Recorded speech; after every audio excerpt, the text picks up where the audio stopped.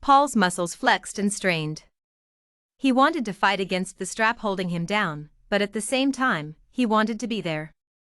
10. A disembodied voice boomed throughout the confined space. Paul strove to put the psychologist's advice into play. Foresee an issue and take care of it. All right, Polly, check your heart rate, check your breathing, check your muscles. Talking to himself was probably an indicator things were already awry, but he had to calm himself. 9. The Invisible One bellowed. Slowly, his training kicked in, and Paul released his fourth deep breath. His success depended on this. Although fitted into a proverbial straitjacket, he could just glimpse David to the left of him. This was not David's first rodeo, and Paul saw him wink. David was not one to coddle or hold hands. If Paul freaked out, the guys would never let him live it down. Well, guys and one girl. Paul struggled to spot Elizabeth in his peripheral vision. Elizabeth was more sympathetic than David. Perhaps he could get a silly grin or a consoling wave. Paul pulled and tugged to turn, but he suddenly halted, not wanting people to assume he was having a meltdown. 8. The tension increased in the speaker's tone. Think of the good you are doing. Paul tried to focus, but not being able to see Elizabeth was truly bugging him. What were the seat assignments in the test runs? A memory surfaced, and Paul looked above and to the left. There you are. His exclamation was transmitted, but he didn't even care. I haven't left ya. Elizabeth's cheery note came through strong and steady. Paul grinned to himself. It would be fine. They were together, and everything was running smoothly.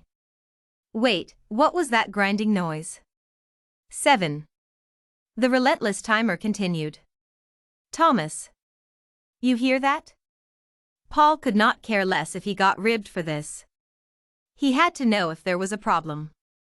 Thomas, their engineer who sat across from Paul, twisted his head towards the sound.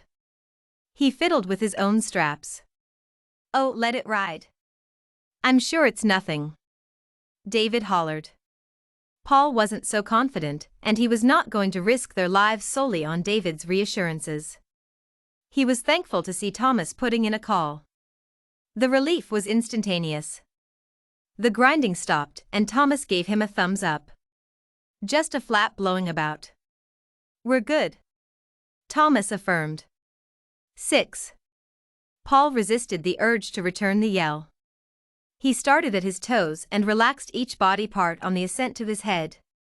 He pictured the long-term goals and tasks to be achieved. For the good of mankind, he had to go through with this. Besides, there was no leaving now. He was stuck. This was possibly why he was struggling. The reality of no escape was hitting him hard. Maybe Adam would soothe his nerves. Adam had studied the most about the mental concerns which faced them. Paul shouted, Adam, everything's going according to plan, right? 5. The interruption obliterated Adam's response. What did you say? Paul attempted to keep the fright at bay. I said, we are doing fine. Don't lose sight of your dreams, man. You wanted this, remember?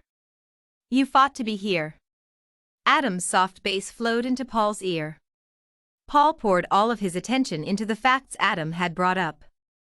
Paul had gone against 17,648 other applicants that year.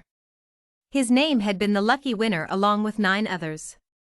The last 3 years were full of struggles and studies. Would he throw those years away with one panic attack? 4. A breathless quality now mingled with the announcer's excitement. Everything rattled and shook. Even if Paul had needed more encouragement, there would be no way to hear the others. A nod and thumbs up were the only forms of communication he could manage. He wished his team would return his gestures, but they had their own thoughts to harness. Although the shields warped his view, their game faces were shining through with an intensity. Yes, this was where he wanted to be. What other group, forced by circumstances, became such a close-knit family? Where else on the planet would he have discovered such camaraderie? 3. It was all but a scream. Just like that, his slight self-control disappeared. His foot began to bounce, and his eyelid began to twitch.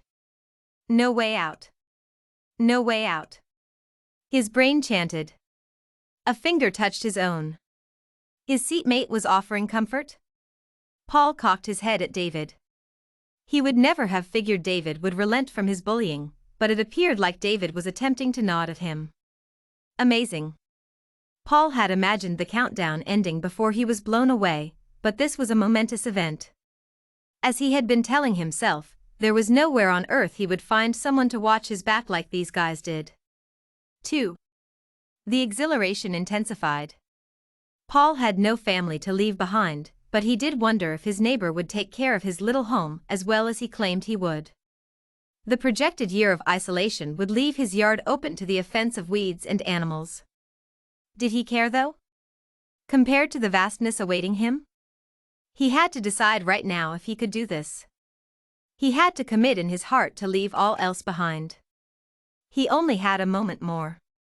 His psyche would explode if not completely prepared. 1.